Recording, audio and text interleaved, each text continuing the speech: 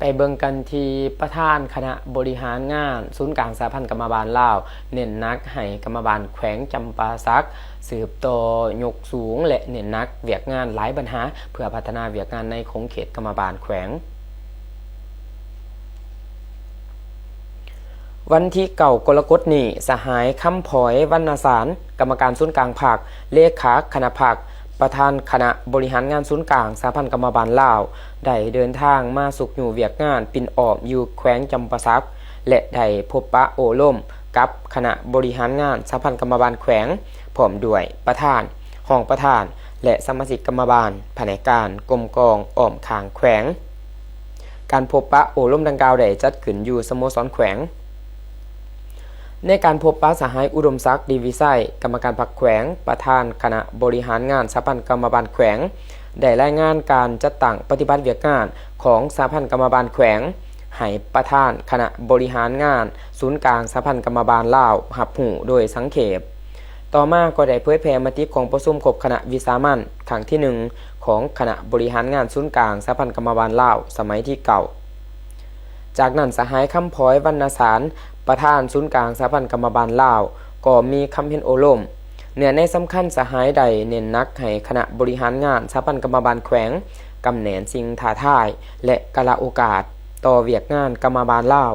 ความยุ่งยากและสิ่งท้าทายต่อการจัดตั้งปฏิบัติเวียกงานกรรมบาลกละโอกาสและเงื่อนไขต่อเวียกงานกรรมบาลลาวในเฉพาะหน้าและยาวนานตั้งหน้าเอาใจใส่พันขยายเหนือในกองประชุมใหญ่ผู้แทนกรรมบาลลาวทั่วประเทศครั้งที่9ให้ปรากฏผลเป็นจริงโดยสุมใส่ยกสูงบทบาทการนำพาเวียกงานกรรมบาลปกป้องสิทธิผลประโยชน์อันสอบธรรมของชนชั้นกรรมกรพัฒนาฝีมือแรงงานให้เข้มแข็งหอบด่านติดพันกับการสร้างเศรษฐกิจเอกราชเป็นเจ้าตนเองในระยะใหม่ซึ่งแม่นหัวข้อที่สำคัญและเป็นแนวคิดสีน้ำของกองประชุมใหญ่ผู้แทนกรรมบาลลาวทั่วประเทศครั้งที่9เพื่อเป็นพื้นฐานให้แก่การพันขยายและจัดตั้งปฏิบัติให้ไปตามทิศทางและจุดหมายดังกล่าวต้นตอแมนยกสูงบทบาทการนำพาเวียกงานกรรมบาลปกป้องสิทธิผลประโยชน์อันสอบธรรมของชนชั้นกรรมกรพัฒนาฝีมือแรงงานให้เข้มแข็งหอบด่านติดพันกับการสร้างเศรษฐกิจเอกราชเป็นเจ้าตนเองในระยะใหม่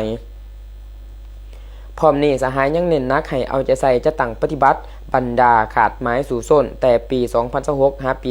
2030ให้ปฏิบัติผลเป็นจริงต้นตอแมนสู่ส้นจะตั้งปฏิบัติเป้าหมายของแผนพัฒนาเวียกงานกรรมบาลหาปีครั้งที่5ของสหพันธ์กรรมบาลลาวก็คือปี2026หาปี2030รวมมี7เป้าหมายใหญ่มี26แผนเวียกจุดสุมเอาใจใส่เสื่อมซึมกำแหนนแนวทางนโยบายมติคำสั่งขอกำหนดกฎระเบียบกฎหมายและนิติกรรมต่างๆทั้งอันร่วมและอันเฉพาะเกี่ยวกับเวียกงานกรรมบาลและกำแหนนพระบทบาทสิทธิและหน้าที่ของแต่ละภาคส่วนให้ถูกต้องเพื่อเป็นบอลเอียงในการนำพาสีน้ำและจัดตั้งปฏิบัติให้ถูกต้องและมีความสงบปรับปรุงพระบทบาทหน้าที่และสิทธิของสหพันธ์กรรมบาลแต่ละขันให้มีความถูกต้องสอดคล้องกับกฎหมายว่าด้วยกรรมบาลลาวและถูกต้องสอดคล้องกับระเบียบสหพันธ์กรรมบาลลาวสมัยที่เก่าพันขยายแผนเวียกจุดสุมที่กำหนดไว้ใน7เป้าหมาย26เวียกงานจุดสุมที่กำหนดไว้ในแผนพัฒนาเวียกงานกรรมบาลลาว5ปีครั้งที่5ให้เป็นโครงการละเอียดโดยหันเป็นแผนการโครงการในแต่ละปีในความรับผิดชอบของตน